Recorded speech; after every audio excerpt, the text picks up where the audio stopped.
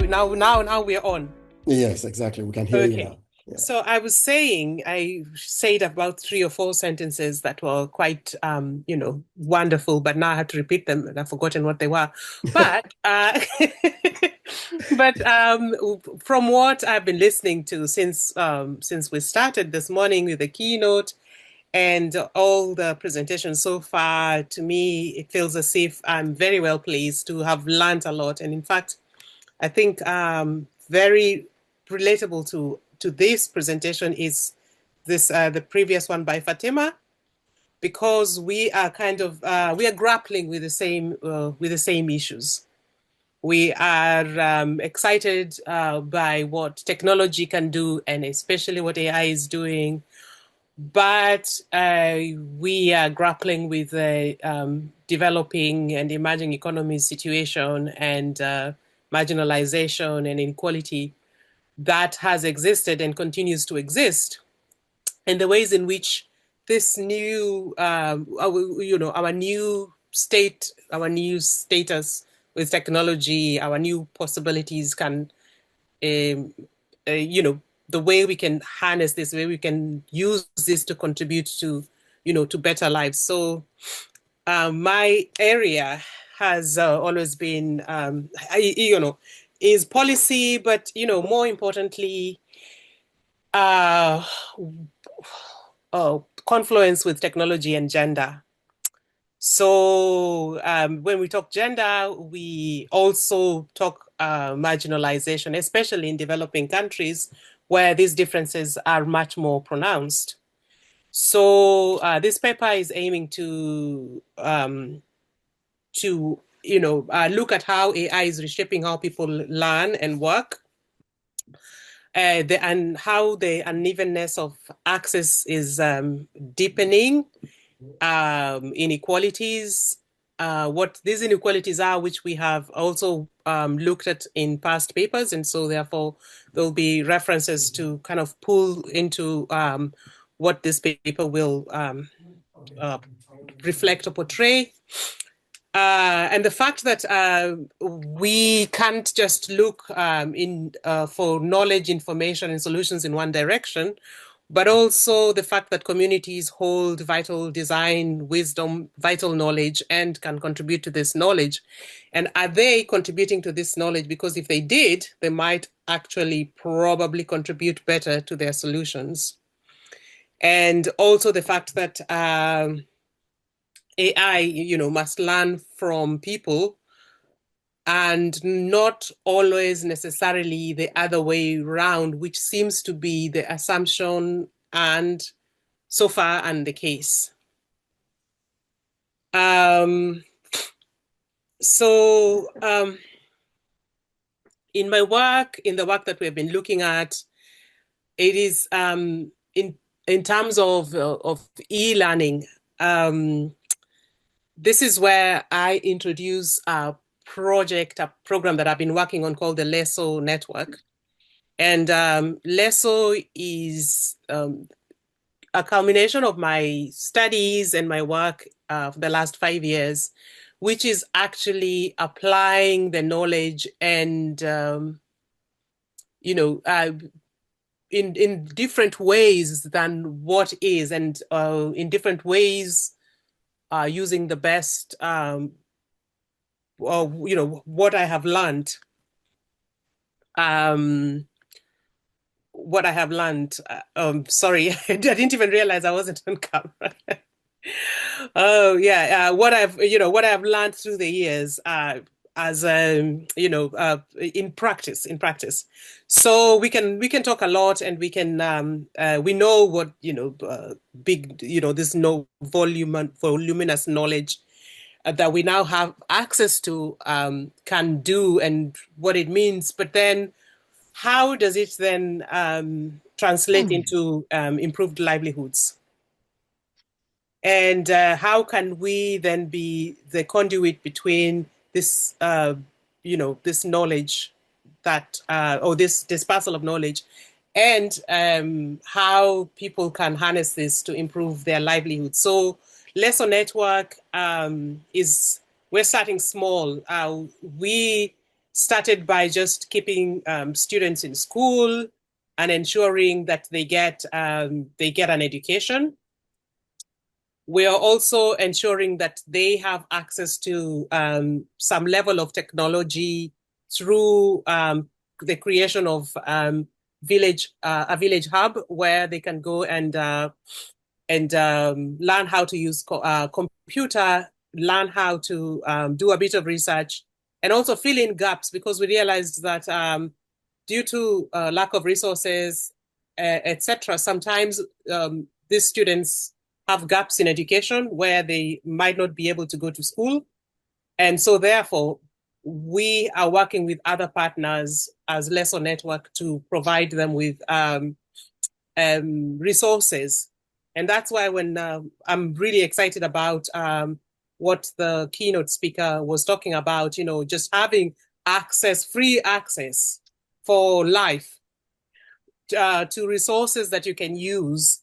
I can't wait for something like that, because so far most of the platforms that we use are only free to some extent before there's an element of monetization that is required, and then therefore that creates limitations. And we as Leso Network do not see the value in also creating another platform that provides all this. So if we can find access to platforms that we can encourage our users to tap into and learn, and then apply this knowledge in our communities, and that is when we're winning. So I'm very excited by high tech, but I know that we need to challenge the high tech only narrative, because the solution cannot come from one direction. This argument has been there, like it's a lifelong, through time, and some solutions come from the people themselves. So with the Leso, through the Leso network, in particular, we're looking at how culture and digital capabilities can merge, how African design and technology can work together. I'm always, anyone who knows me knows I'm never too far from product development, because that is my first my first baby, so when I talk to people and when I visit any areas, the question is, what do you have here? And how, what are you doing with it? So it could be something commercial, it could be farming, it could be any kind of product. But how can you enhance it, and there are ways in which technology exchange, knowledge exchange can be used to enhance this. I think that there's a lot that we can do that we are not doing, because the knowledge, comes to me and ends with me, because I can't reach enough people quickly enough. But there's a lot of ideas from Asia, and I think I don't know if anybody is like me, but I wake up very early in the morning and I have to actively try to read something, or I'll get sucked into Instagram. And my Instagram is really wonderful, because what it does is, because the algorithms have discovered that I like products and processes. So, I get all this stuff like, these people in China are doing this with this product and they are creating this. And I'm like, oh, yeah, that's really nice. And then it leads to another one. And, 1 hour later, I'm thinking, you know what? That's not what I planned to do this morning.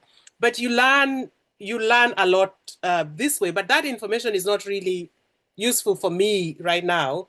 It could be very, very useful to, a young woman or a young man somewhere in a remote village who is sitting on raw material or an idea, and once you develop something, it's easy to borrow money but you can't just work on a dream that you can't really actualize. So yeah, that is an area that I'm quite keen to work with.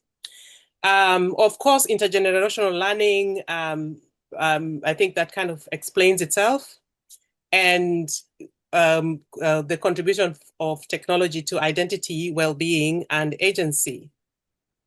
Um, so this slide kind of just says what the other slide has said, using different words. So I won't tell you, but bore you with it. But the other thing that we're developing as LESO is the mentorship. And that's where everybody comes in, because our mentors is everybody. You, me, Fatima, the keynote speaker, the two gentlemen who spoke about security and ethics. And I would like a system where we get to live a life where we exchange this information with even more people. So we are developing lists of people, obviously beginning with our immediate friends and colleagues who are specialists in various areas, to create 10, 15 minutes, depending on how much time they have, something that can inspire or educate or promote what they know. Because now we have, Leso, we have this audience. We're beginning in Western Kenya, so we have the audience of, maybe roughly 2 million people. And that is, I think, on the lower end. So we want it to be also to have a big element of a mentorship-driven component. And also with the mentorship, I think we can have also, we can also package all that in the ways in which the stories of culture, stories of sustainability are then recorded and can be referenced in future. So okay, when I was listening to the speakers on ethics and sustainability, etc., it kind of made me step back, because I'm quite an enthusiastic user and proponent of AI, and I have never really thought about the nitty-gritty of sustainability.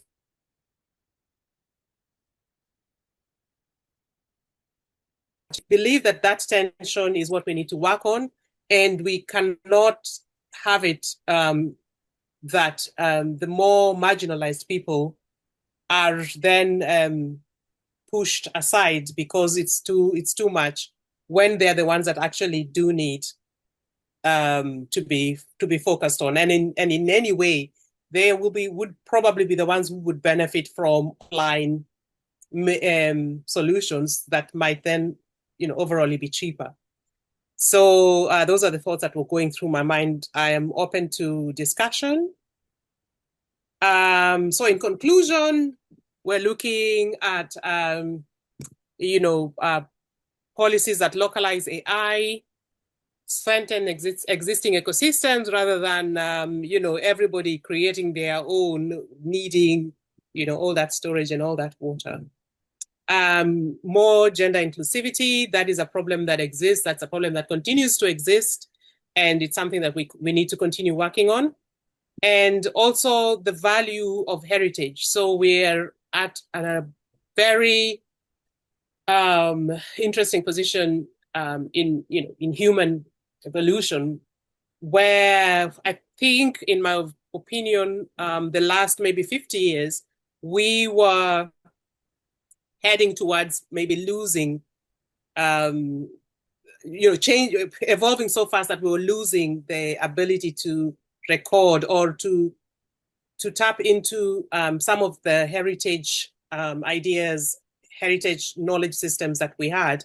But now we can store them and we can, kind of regenerate them and work towards a more inclusive ecosystem, AI led evolutionary process. And that are our thoughts. Yes. I invite James to comment, and then we can have a few questions. Thank you, Linda. As you can see, it's a joint work, and I think All Star University here, we are very pleased to be working with LESO.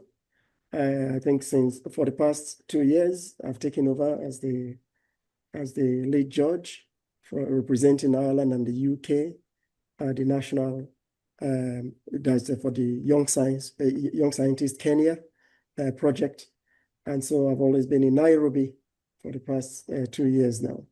And I say Kenya, just as Linda has alluded to there, Kenya is a bubbling nation of youths, of entrepreneurial initiatives, and of a government that is, well, now people-led, who are prepared to actually use the tools, technological tools, to not only reinvent itself, but to be useful in the world as a whole. And so our paper, our presentation this afternoon, that touches on, well, that looks at AI, learning futures and cultural capabilities, but placing emphasis on building inclusive digital pathways in emerging economies, really takes into consideration much of what we have here in the university and the way that some of them have been applied in Kenya, and also touching on ways that they could be possibly applied in Kenya. But with a special focus on entrepreneurship and innovation and policies, and for promoting awareness. So I think much of what has been presented today is work in progress.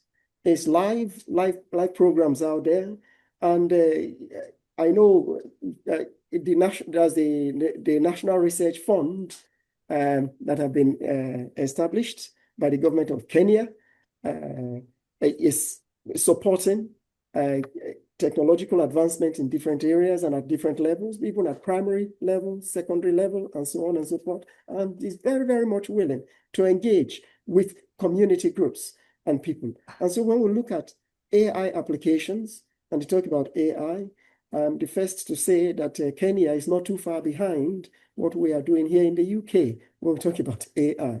They are quite advanced, because the youths we have in Kenya, they are boisterous youth organization, and the NGOs, they network properly.